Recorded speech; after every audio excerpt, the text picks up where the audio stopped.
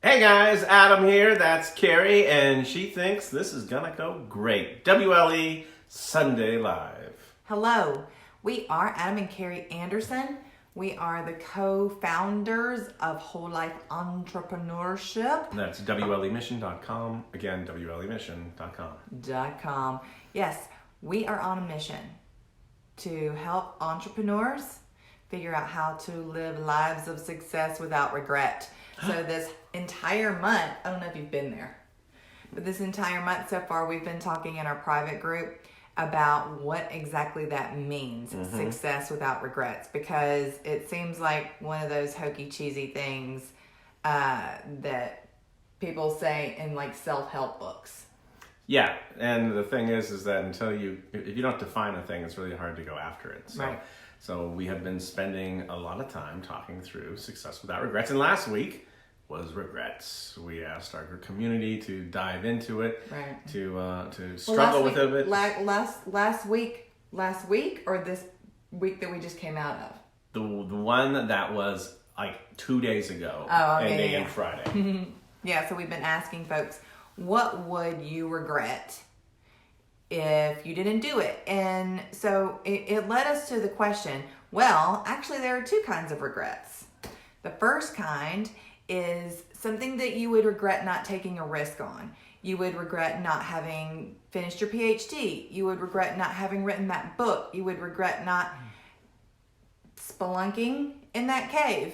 I would, and I will. What other kind of things would you regret? You would regret not having ever, I don't know, got married. You would regret not ever having driven cross country across the United States. What would you regret? What do you really, really, really wish you could do, but life is getting in the way and you're telling yourself you can't? So that's one way to look at regret. Yeah. Second way. The second way is thinking from a scarcity mindset and thinking that you have to almost that you're overcommitted to something that you're super, super passionate about, and that takes you away from the other parts of your life. I think that's the one that most entrepreneurs have as a hidden pain. They can think, oh, I'll regret not making this deal. I'll regret not growing this company. Da, da, da, da, da. But on the flip side, you have to sacrifice something in order to reach that other thing. And they are regretting not being there for the other side of their life. Right. It's tough.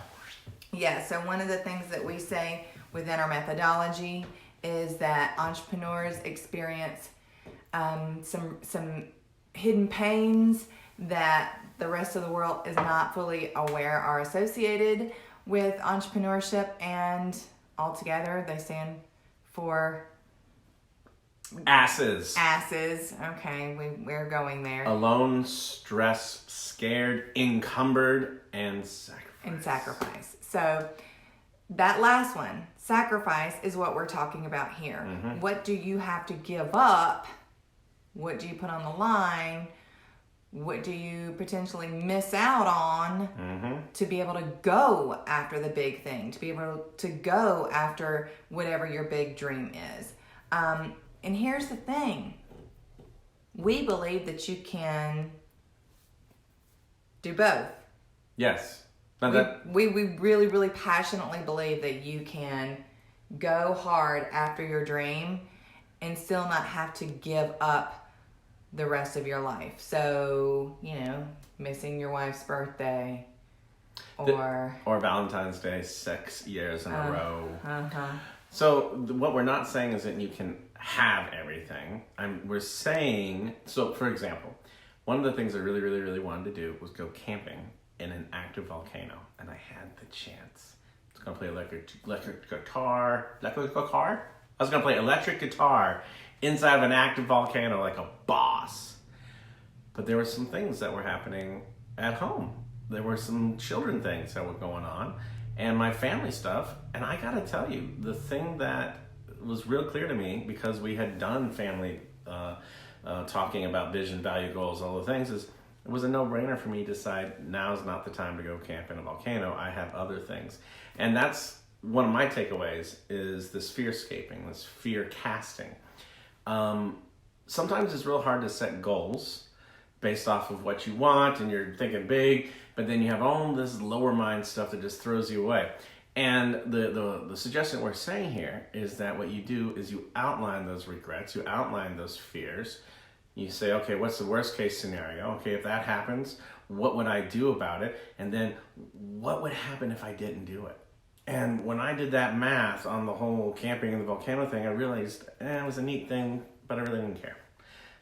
If it didn't actually happen, it would be like no huge impact. But if I missed what was going on with my kids' lives in that particular week, it would have been bad for me. It would have been bad for them. And it makes it easy to pick between these two competing things that you might regret. I love it. It's a great tool. Yeah, so we do some other things when we talk about tools and ways and tips and tricks on how to determine exactly the things that you might regret. And a lot of it is just basic prioritization, right? But sometimes, what? I know, like prioritizing your values of family over, oh man, imagine. But that does not mean that if your family is your highest priority, your business is not your second priority. So like you know, you can still kind of figure things out in the hierarchy of your life and then make decisions based on that. So that's completely appropriate. But Adam talked a minute ago about going through and, you know, looking at the things that you may be a little bit afraid of and kind of doing like a fear-scaping thing. And who's the guy that you Tim Ferriss has a TED Talk. He calls it fear casting. I use something called fear-scaping, but it's all the same. The thing is, confront the thing that you are not willing to talk about. Deconstruct it to figure out what is it really doing. Because what is this thing about worrying is barely 90% of the things we worry about are even an issue. And of that 10% left over, maybe 10% of that is actually something that will happen. And so the idea is by putting it down on paper, by assessing your fears, by assessing your worries, by assessing your regrets, you can pull them out of the darkness and look at them underneath the eye of wisdom. Yeah. And that's pretty cool. Well, and here's the truth. Here's the truth. At the end of the day, we only get one life. YOLO? YOLO, you only get one life. I personally do not want to ever look back and say, man, I wish I had done that. I wish I'd done more. I wish I'd gone more places. I wish I'd been better to that person. I wish I'd really been able to be there for them. I've actually had that experience before where I lost someone very close to me, and I spent many years going over the regrets of what I didn't do. I really want to be able to take care of the people that I love very, very well, and sometimes that means weighing the scale and deciding what of my time and energy and effort has to be sacrificed. You know, also Adam is very much into adventures. I tend to kind of be a little bit safe, but he is important to me. And so I have to kind of weigh my own fears and think, well, am I holding myself back because I'm scared of doing something? Am I only doing something because he wants me to? I have to kind of look at that and weigh those decisions. But it's definitely worth taking the time to examine. And I use a tool for setting goals, which I really like, which is, you know, certainly you go through a goal and you start getting the clarity on what exactly it would take to achieve that goal. And one of the things that I think is really, really important is doing a regret scale, 1 to 10. If I didn't do this thing, how much would I regret it? 1 being, I'd be completely apathetic. I wouldn't care. It wouldn't matter. It wouldn't affect my day to day. And at 10 being, oh my gosh, I would be devastated if I never got to go serve the people of Zimbabwe and dig wells for them and feed their children and give them polio vaccinations, like whatever your thing is, right? You're welcome, Zimbabwe. But you get, everybody has a thing that's on their heart. And I think it's definitely worth taking the time to examine that and see what it is that you are really afraid of? What is really, really holding you back from going after that thing?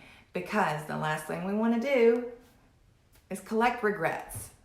Yeah, and I probably need to wrap this up, but one of the things that's super important is that you might be going through your life and you might have a laundry list of why you're not doing that thing you think you should do. You're not going to Zimbabwe, you're not going to wherever, and your answer is, other people are holding me back. I can't do it because of my wife. I can't do it because of my kids. I can't do it.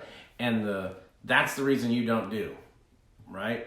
If you go back to my volcano thing, I did the thing that Carrie said, and I had the regret scale. And it turned out the volcano was just neat. It was just neat. It wasn't maybe like a 3 on my regret scale, right?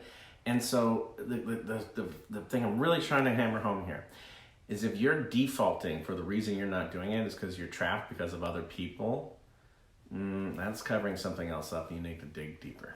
So we personally have had this, we've fallen into this trap. We started thinking, Adam grew up sort of all over Handsome. the world. I mean, he grew up all over the world, and he really wanted our kids to be international Citizens. I've only ever lived in one place. I've never lived outside of the upstate of South Carolina. And so I've always been really, really hesitant. I'm very much a family girl. I want to be close to family. And then, we started traveling more, and I just fell in love with it. Just fell in love with it. And now, we're starting to look at what that would look like, what it would look like to travel with our kids more.